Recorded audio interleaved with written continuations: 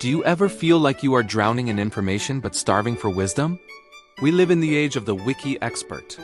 With a few clicks, you can learn the basics of coding, the history of Rome, the fundamentals of neuroscience, and how to bake sourdough bread.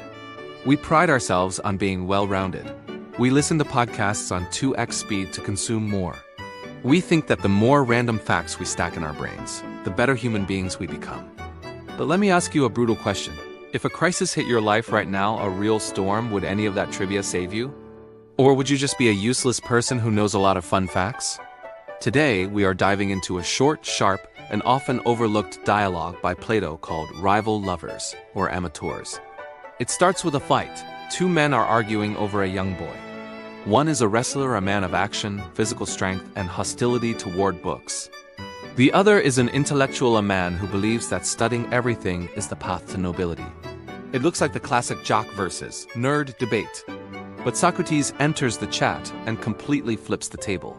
He doesn't side with the intellectual. In fact, he dismantles him. This book is a wake-up call for anyone who confuses being smart with being useful. It challenges us to stop hoarding information and start mastering the only skill that actually matters.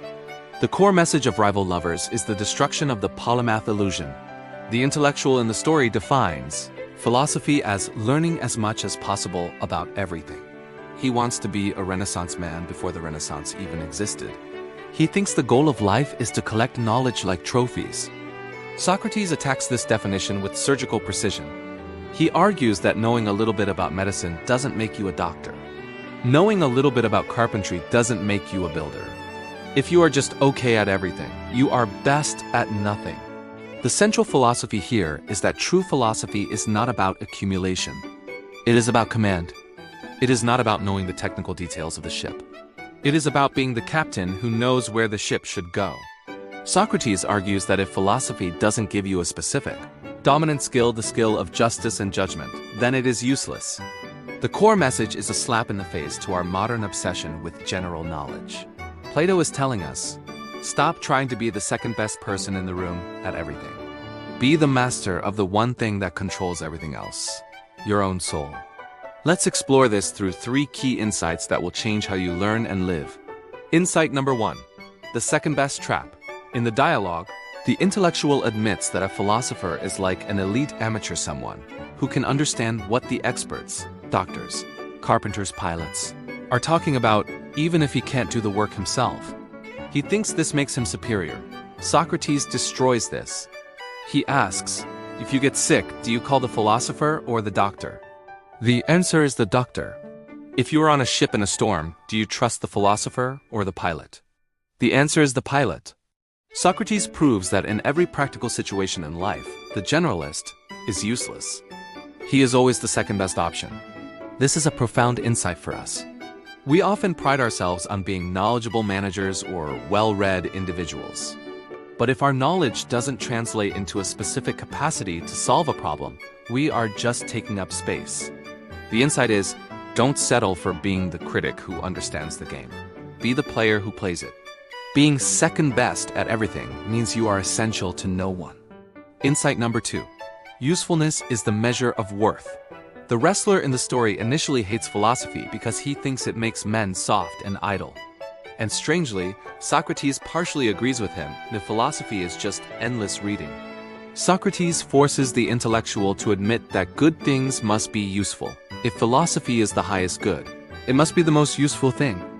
But as we just established in technical matters, the expert is more useful. So where is the philosopher useful? This leads to a terrifying realization.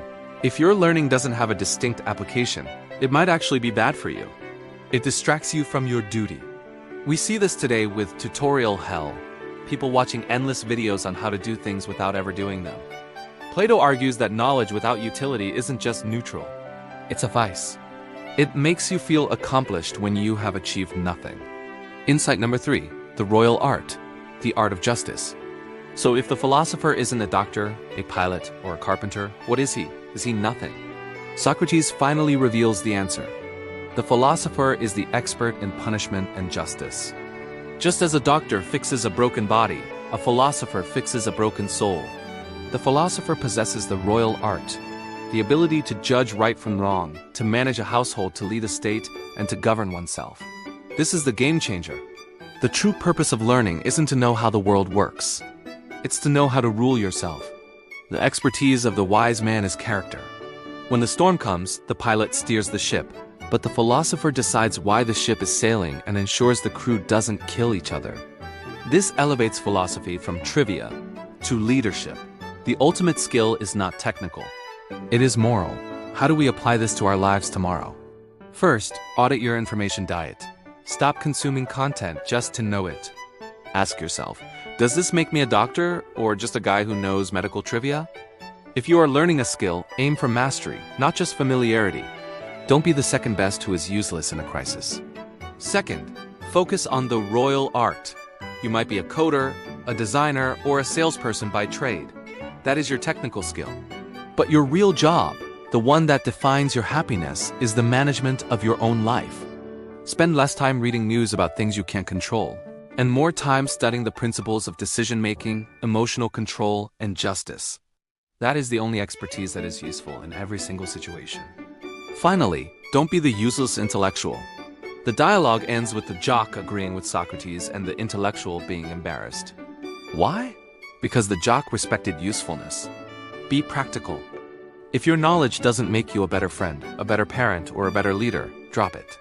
Rival Lovers reminds us that the world is full of people who can talk about everything but fix nothing. Don't be one of them. Be the king of your own domain. Master the art of living and leave the trivia to the amateurs.